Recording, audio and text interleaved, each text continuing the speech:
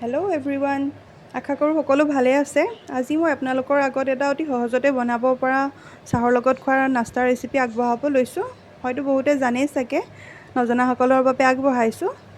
যিটো আমি খিচুৰি বুলি কওঁ, অতি কম সময়তে আৰু কম সামগ্ৰীৰে বনাব পাৰি। তাৰ বাবে কি কি লাগে আহক আমি চাই লওঁ। ইয়াত মই লৈছোঁ এটা ডিম, একাপ চেনি আৰু 2 কাপ ময়দা, আৰু আমাক লাগিব ৰিফাইণ্ড অইল, আৰু মই লৈছোঁ বেকিং ছ'ডা। ইয়াতে প্ৰথমে মই ডিমটো ভাঙি লৈছোঁ।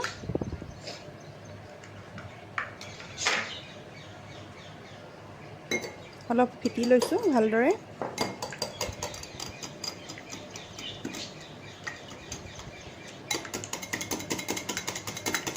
ডিমটো ভালদৰে ফেটি লৈছোঁ। তাতে মই এতিয়া একাপ চেনি মিক্স কৰি ল'ম।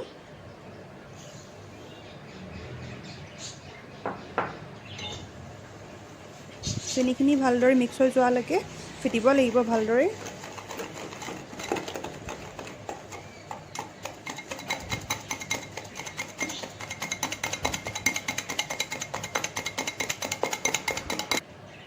ইয়াতে মই এতিয়া আধা চামুচতকৈ কম দেখিছে বেকিং ছ'ডা মিক্স কৰিছোঁ। বেকিং ছ'ডা মিক্স কৰি এতিয়াও ভালদৰে ফেটি ল'ম।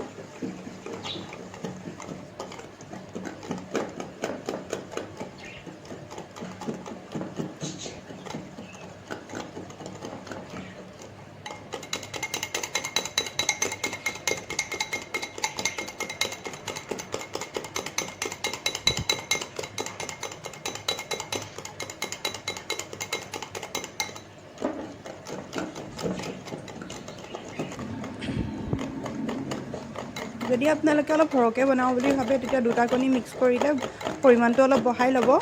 মই এতিয়া এটা কণীত যিমান ব্যৱহাৰ কৰিছোঁ তাৰ ডাবল ল'ব পাৰিব। ভালদৰে ফেটিলত দেখিছে বস্তুখিনি বহুত হেৰি হৈ গৈছে।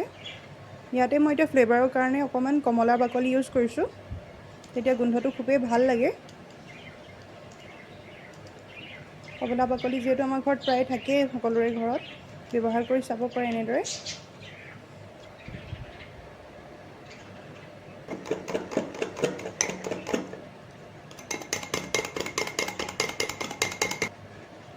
ইয়াতে এতিয়া মই আধা কাপ ৰিফাইন অইল দি দিছোঁ।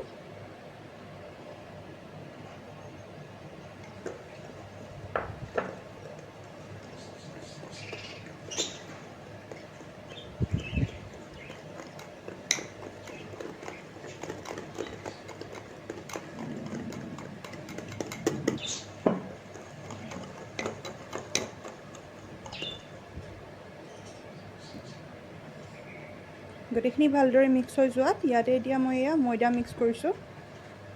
ময়দাখিনি অলপ অলপকৈ ভালদৰে মিক্স কৰি যাম।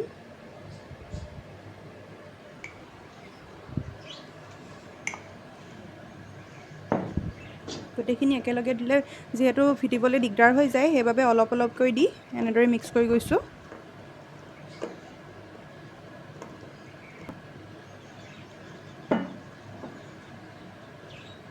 দেখিছে বেটাৰটো কেনেকুৱা হৈছে, অলপ লিকুইড হৈছে। ইয়াত মই এতিয়া আৰু অলপ ময়দা মিক্স কৰি অলপ টান কৰি ল'ম। ডোটো মুঠতে আটা মঠাতকৈ অলপ কোমল হ'ব লাগে, যাতে আটাৰ দৰে বেছি টান হৈ নাযায়, সিমানটো পৰিমাণৰ কৰিব লাগে।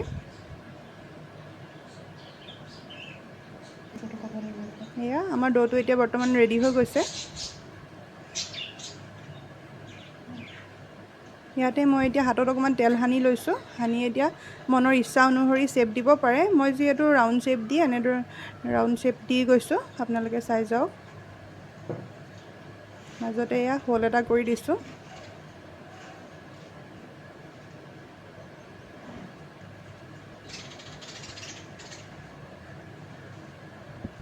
এনেদৰে এটা এটাকৈ সমান চাইজত প্ৰত্যেকটো বনাই গৈছোঁ। খুব কম সময়তে অতি সহজতে বনাব পাৰি ৰেচিপিটো। দেখিছে এটা কণী পাই ভালেমানখিনি বনাব পাৰি মানে।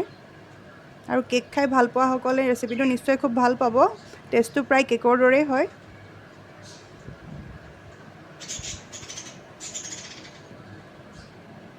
এয়া মোৰ খেজুৰিখিনি বৰ্তমান ফ্ৰাই কৰিবৰ বাবে ৰেডি হৈ গৈছে।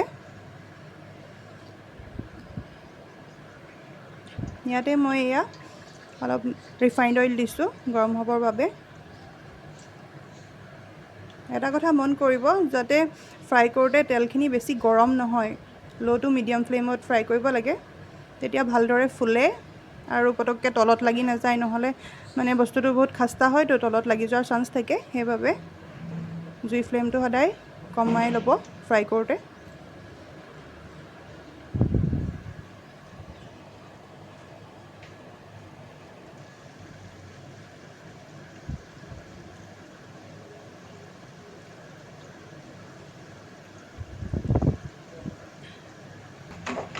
এয়া দেখিছে কিমান ধুনীয়াকৈ ফ্ৰাই হৈ আহিছে, এটা এটাকৈ ফুলিও গৈছে।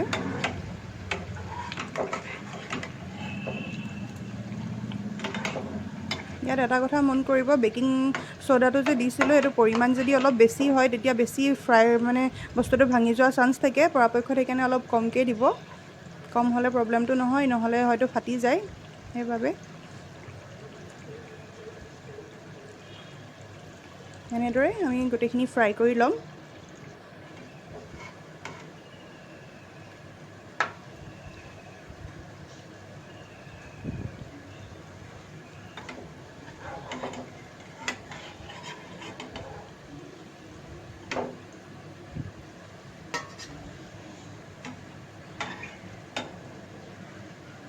এয়া এটা এটাকৈ কাঢ়ি গৈছোঁ। এতিয়া দেখিছে কালাৰটো খুব ধুনীয়া গল্ডেন ব্ৰাউন হৈছে।